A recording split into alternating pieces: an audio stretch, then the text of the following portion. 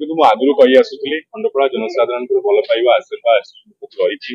ଯେହେତୁ ଜନସାଧାରଣ ଜାଣିଛନ୍ତି ଖଣ୍ଡପଡ଼ା ମାଟି ଖଣ୍ଡପଡ଼ାକୁ ଆଗକୁ ନେବା ପାଇଁ ସବୁଠାରୁ ଯୋଗ୍ୟ ପ୍ରାର୍ଥୀ ହିସାବରେ ମୁଁ ଆଜି ସ୍ୱାଧୀନ ପ୍ରାର୍ଥୀ ଭାବରେ ନିର୍ବାଚନ ଲଢୁଛି। ତେଣୁ ନିଶ୍ଚିତ ଭାବରେ ଆଜି ଯୋଉଭଳି ଭାବରେ ହଜାର ହଜାର ଜନସାଧାରଣ ಈ ಖಂಡಪଡ଼ା ವಿಜ್ಞಾಪಿತ ଅଞ୍ଚଳ ପରିଷଦରେ ସହର ପରିକ୍ରମା କରି ଘରେ ଘରେ ଆମେ ପୁସିଂ କାର୍ଡ ଦେଇ ଲୋକମାନଙ୍କ ପାଖରେ ଆମେ ଆମର ବାର୍ତ୍ତା ପହଞ୍ଚେଇଥିଲୁ କିଭଳି ଭାବରେ ଆଗାମୀ ଦିନରେ ଖଣ୍ଡପଡ଼ାକୁ ବିକାଶ କରିବୁ, ଖଣ୍ଡପଡ଼ା ନିର୍ବାଚନ ମଣ୍ଡଳୀକୁ ଆଗକୁ ନେବୁ ଏବଂ ଭାପୁର ବ୍ଲକକୁ ମଧ୍ୟ ସେଇଭଳି ଭାବରେ ଆଗକୁ ନେଇ ହବ ସେଇଭଳି ଭାବରେ କାର୍ଯ୍ୟ କରିବା ପାଇଁ ଆମର ଜୋରସୋର ଉଦ୍ୟମ ରହିଛି ଏବଂ ଆଗାମୀ ଦିନ ମଧ୍ୟ ରହିବ। ତେଣୁ ନିଶ୍ଚିତ ଭାବରେ ବିଶ୍ୱାସ ରଖୁଛି ଖଣ୍ଡପଡ଼ାବାସୀ ଖଣ୍ଡପଡ଼ା ନିର୍ବାଚନ ମଣ୍ଡଳୀବାସୀ ମୋତେ ଟୁଲ ଚିହ୍ନରେ ଭୋଟ ଦେଇ ଜୟଯୁକ୍ତ କରିବେ। ଦେଖନ୍ତୁ ମୋର ବିଶ୍ୱାସ ରହିଛି ଖଣ୍ଡପଡ଼ା ନିର୍ବାଚନ ମଣ୍ଡଳୀର ପ୍ରତ୍ୟେକ ଗାଁର ପ୍ରତ୍ୟେକ ଜନସାଧାରଣ ଭଲ ପାଇବା ଆଶୀର୍ବାଦ ରଖିଛନ୍ତି। ନିଶ୍ଚିତ ଭାବରେ ତାହା ଆଗାମୀ 25 ତାରିଖ ଦିନ ଭୋଟରେ ତାର ପରିଣାମ ଆପଣମାନେ ଦେଖିବେ, ଯାହାର ଫଳାଫଳ ଜୁନ 4 ତାରିଖ ଦିନ ନିଶ୍ଚିତ ଭାବରେ ପାଇବେ। ସ୍ୱାଧୀନ ପ୍ରାର୍ଥୀ ଭାବରେ ମୁଁ ଜୟଯୁକ୍ତ ଲାଭ କରିବି ଏବଂ ଖଣ୍ଡପଡ଼ାବାସୀଙ୍କ ସେବା କରିବାର ପୁଣି ସୁଯୋଗ ପାଇବି।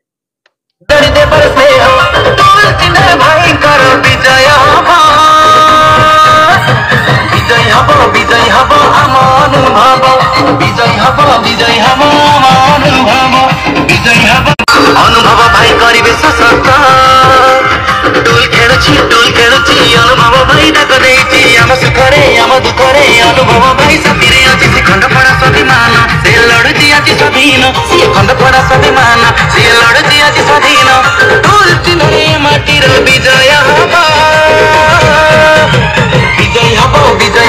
आम अनुभव विजय हबो आम अनुभव विजय हबो आम अनुभव विजय हबो आम अनुभव।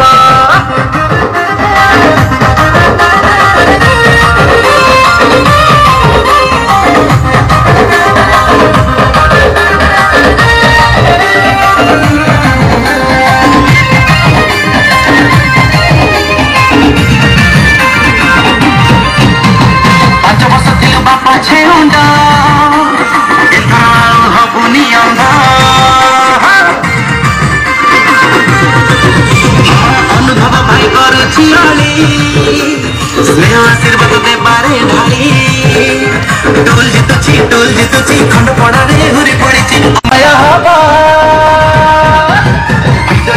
आम अनुभव विजय हबो आम अनुभव विजय हबो आम अनुभव विजय हबो आम अनुभव।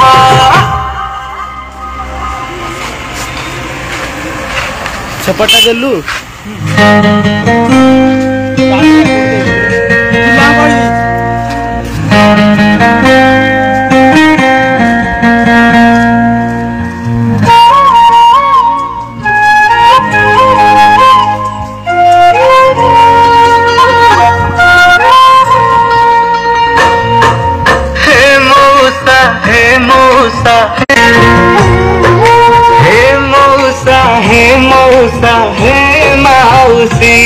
आम अनुभव मुंड कोटी के दियासी हसब मो गाँव हसब माटी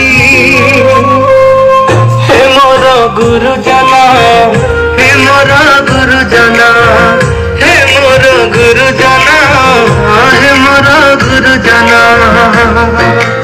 आमे लड़िबा श्रेष्ठ खंडपड़ा गढ़िबा आपणकर मूल्यवान भोटी को अनुगम को दे श्रेष्ठ खंडपड़ा गठन अभियान अंशदान को अनुगम को विधायक करवा खंडपड़ा को आगे न